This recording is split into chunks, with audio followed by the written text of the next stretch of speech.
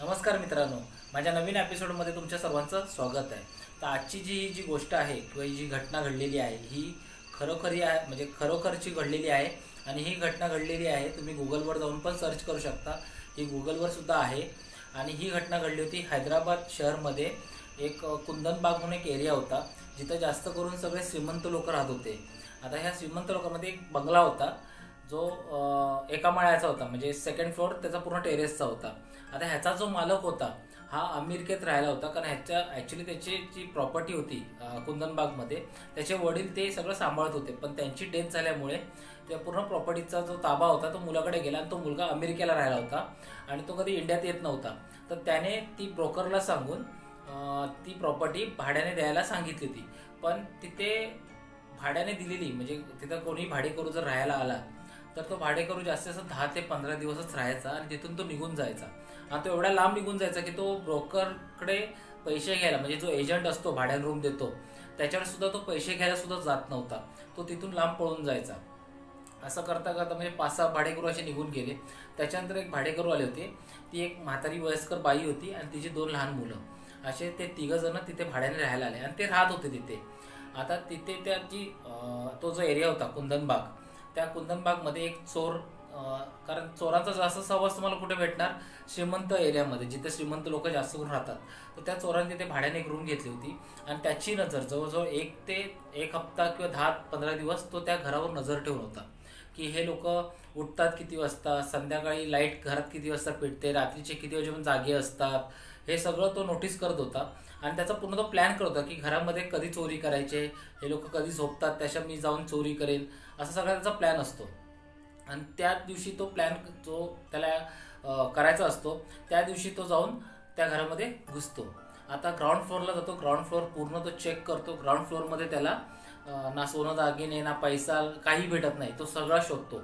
मग तो तिथून पहिल्या माळ्यावर जातो आणि जेव्हा पहिल्या माळ्यावर जातो तेव्हा त्याला जातानाच, म्हणजे स्टेपनी जातानाच त्याला ना असा एखादं जनावर मेले असा घाण वास किंवा मांस सडतं असा घाण वास त्याला यायला लागला। तरी तो पुढे सरकत सरकत गेला आणि जेव्हा त्याने बेडरूमचा दरवाजा उघडला तेव्हा त्याने बघितलं की तिथं ती म्हातारी बाई आणि तिची 2 लहान पोरं ही मृत अवस्थेत होती, मेलेले होते। आणि त्यांची पूर्ण म्हणजे त्यांच्या अंगाला तो घाण वास येत होता। तो तिकडून घाबरून बाहेर पळाला आणि त्याने स्वतःहून पोलिसांना फोन केला की असं असं इथे 3 बॉड्या आहेत आणि त्या एकदम सडलेल्या अवस्थेत आहेत। जेव्हा पोलीस आले, पोलिसांनी सगळं फाइंड आउट केलं, चेक केलं, तेव्हा पोलिसांना जरा डाऊट आला की हाच असेल आणि ह्या आता आम्हाला हे करतो, कारण त्याने स्वतः सांगितलं की मी चोरी करायला ह्या घरात आलो होतो आणि असं असं मी बघितलं म्हणून। तर पोलिसांना जरा त्याच्यावर डाऊट होता, म्हणून पोलिसांनी ह्याला पण हिरासतमध्ये घेतला आणि पोस्टमॉर्टमला बॉड्या पाठवल्या।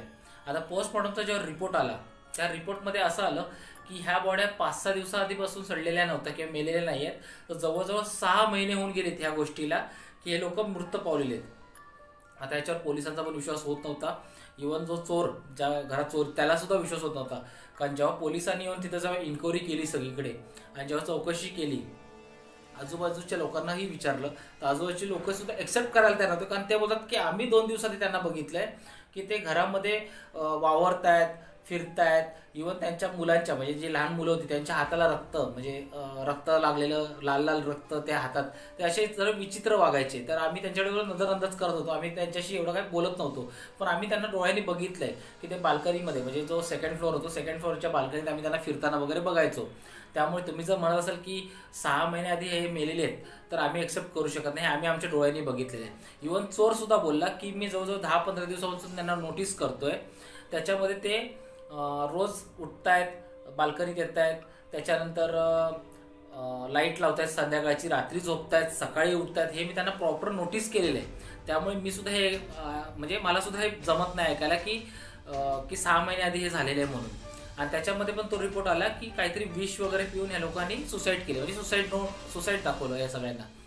आणि पोलिसांनी पण तिथं सगळं ते, म्हणजे तो एरिया पूर्ण सील करून टाकला आणि बाकीची शोध मोहीम चालू होती की सुसाईड आहे की काही नाही। पण जेव्हा पोलिसांनी सगळं प्रॉपर जेव्हा चेक करत होते तेव्हा त्या घरामध्ये जिथं त्यांच्या बॉड्या होत्या, बेडरूममध्ये ज्या बॉड्या सापडल्या, त्या बेडरूमच्या पूर्ण भिंतीवर त्या लोकांनी जसं काळी जादूटोना वगैरे करतात, काळ्या भावल्या, तिथं जादूटोना तांत्रिक वगैरे करतात ते सगळे निशाण होते, मांडलेले होते, गोल असे चक्र वगैरे मांडले, सगळं तिथं व्यवस्थित त्या लोकांनी मांडून, म्हणजे ते 3 म्हातारी आणि तिची 2 लहान मुलं, ती म्हातारी त्या लहान मुलांना घेऊन ही सगळी तांत्रिक विद्या वगैरे करत होती. आता हे जेव्हा त्यांनी बघितलं त्यांना हेच वाटलं पोलिसांना की तांत्रिक विद्या करूनच हिने पोरांना विष वगैरे दिलं असेल आणि स्वतः सुद्धा विष प्यायली असेल, कारण तिथे पिण्याच्या बाटल्या वगैरे पडलेल्या भेटल्या होत्या. मग ह्या केसला त्या लोकांनी सुसाईड केस म्हणून दाखवून केस क्लोज करून टाकली. आता ह्याच्यामध्ये काय झालं, तो घर पूर्ण सील झाला. आता जो त्यांचा पोरगा अमेरिकेला होता त्याने मग तिथली सगळी साफसफाई वगैरे करून म्हणजे पोलिसांशी हे करून ते रूम, कारण त्याला ते बंगला काढायचा होता पण त्याचा बंगला पण जात नव्हता. आता सध्याची म्हणजे 2015मध्ये ही घटना घडलेली आहे. त्यांच्या बंगल्याच्या बाजूचा बंगला, त्या बंगलामध्ये जो नोकर होता, म्हणजे जो बाहेरचं त्यांचं जे गार्डन साफसफाई करत होता, तो साफसफाई करताना त्याने घरामध्ये बघितलं तर लाईटी पेटलेल्या होत्या. म्हणून तो त्या लोकांना, मग त्याला काय वाटलं की कोणतरी नवीन भाडेकरी तिथे राहायला आलेले आहेत, तर आपण जाऊन त्यांना सांगावं की ह्या घरामध्ये असा असा प्रॉब्लेम आहे, तुम्ही ह्या घरात राहू नका, कारण इथे असा असा प्रॉब्लेम होतो म्हणून तो सांगायला गेला तर दरवाजा उघडा होता. म्हणून त्याला वाटलं घरात असतील लोक आतमध्ये, म्हणून तो घराच्या आत गेला आणि ज्या रूममधली लाईट पेटलेलीच होती तिथं सुद्धा सगळा काळोख, म्हणजे काम चालू होतं, काम असं म्हणजे त्यांचं साफसफाईचं काम चालू होतं, पण तिथं त्या दिवशी कोणी नव्हतं, रूम पूर्ण बंद होता. तो आतमध्ये गेला, आतून त्याने बघितलं कोणी त्याला दिसत नाही. तो पहिल्या माळ्यावर गेला, पहिल्या माळ्यावर त्याने सगळं बघितलं, सगळं बंद आहे. मग लाईट कुठं पेटलेली म्हणून तो रिटर्न जेव्हा येत होता, रिटर्न येताना जेव्हा तो बाहेरच्या दिशेने बाहेर म्हणजे निघायला, तेव्हा बघितलं तर दरवाजाच्या बरोबर म्हणजे जो मेन डोअर होता, मेन डोअरच्या अलीकडेच ती म्हातारी आणि तिची 2 पोरं त्याच्याकडे बघतायत आणि ते एक विचित्र भाषेत त्याच्याशी बोलतायत, म्हणजे विचित्रच भाषा आहे, ती त्याला कळत नव्हती. आणि हे बघून तो एवढा हडबडला आणि एवढा तो घाबरला की तो जागेवर बेशुद्ध पडला.